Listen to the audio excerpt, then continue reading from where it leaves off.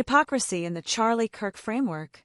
Kirk argued that some gun deaths every single year are a reasonable price to preserve the Second Amendment as a prudent deal for liberty. He framed armed citizenry and occasional gun violence as collateral damage in a free society. Yet that exact calculus evaporates when applied to pregnancy and abortion.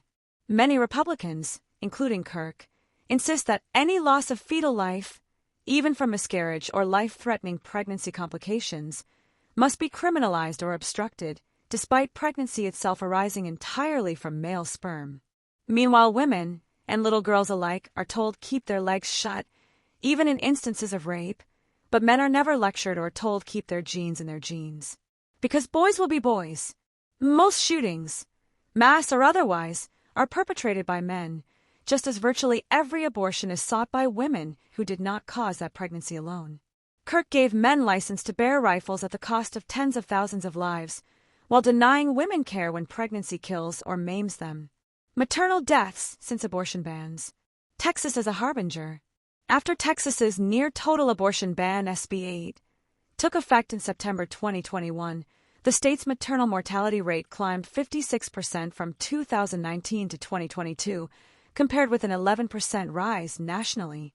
That means dozens more women per 100,000 live births died while pregnant, during labor, or soon after.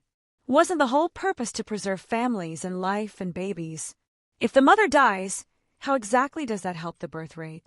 Documented preventable deaths. Investigations have linked multiple tragic cases directly to abortion restrictions. Jocelyn Barnica bled to death when providers waited 40 hours to intervene in her miscarriage under SB 8.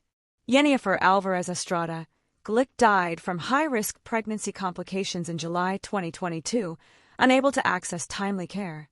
Portion Gamizi and 3 other women died between October 2022 and July 2024 after being denied or delayed emergency abortion treatments that could have saved them.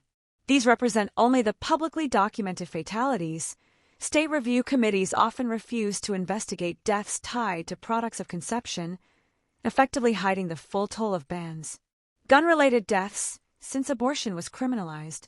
In 2023 alone, 46,728 people died from gun-related injuries in the U.S., the highest annual total on record outside of the previous peak year.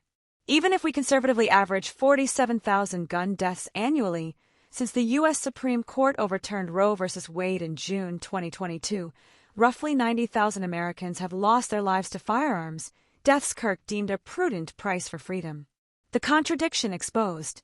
Men's prerogative to bear arms is protected at the cost of nearly 50,000 lives per year. Women's autonomy over their own bodies, even in life-threatening scenarios, is criminalized, contributing to rising maternal deaths. Keep in mind, not one life-saving procedure has ever been denied to a man on the basis of legality or bans. This was never about saving the children, and it certainly isn't about protecting the kids. It is, and has always been, about controlling women, since they're the ones who decide if and when the population will continue. Instead of treating women better, Republican men wish to control them, literally to death, and reserve the right to shoot up public spaces.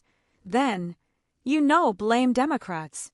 This stark inconsistency reveals a worldview that prizes a symbolic right to armed masculinity over the tangible right to life-preserving health care for women.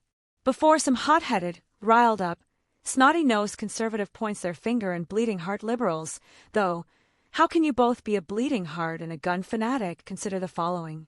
Political party gun ownership.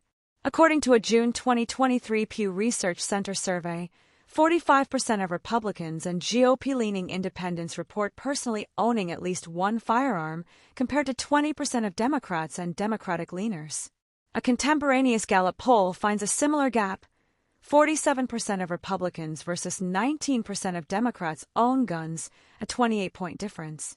Where guns are mostly purchased, the vast majority of legal firearms purchases occur through federally licensed firearms dealers, FFLs, such as gun stores, pawn shops, and sporting goods retailers, where a National Instant Criminal Background Check System (NICS) check is mandatory under the Brady Handgun Violence Prevention Act.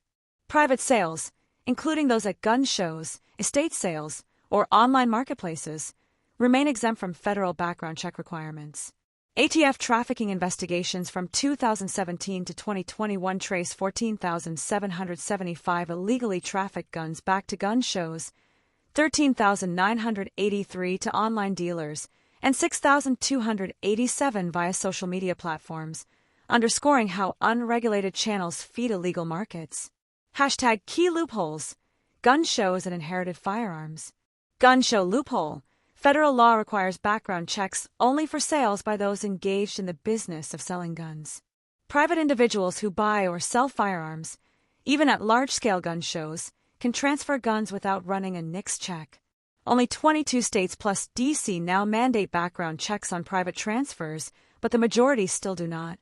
Inheritance exemption, transfers between immediate family members, spouses, parents, children, grandparents, siblings, are classified as private sales, so federal law permits these transactions without any background check or record keeping, allowing millions of firearms to pass unchecked through families.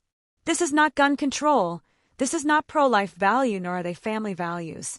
America First has not been uttered once this term, nor have the words Pizzagate nor Benghazi. BT dubs, Kimmel didn't get canceled because of what he said. He got canceled for showing us what Trump really thought of Charlie Kirk. Not much. Trump was embarrassed. Trump reacted badly. Don't be like Trump.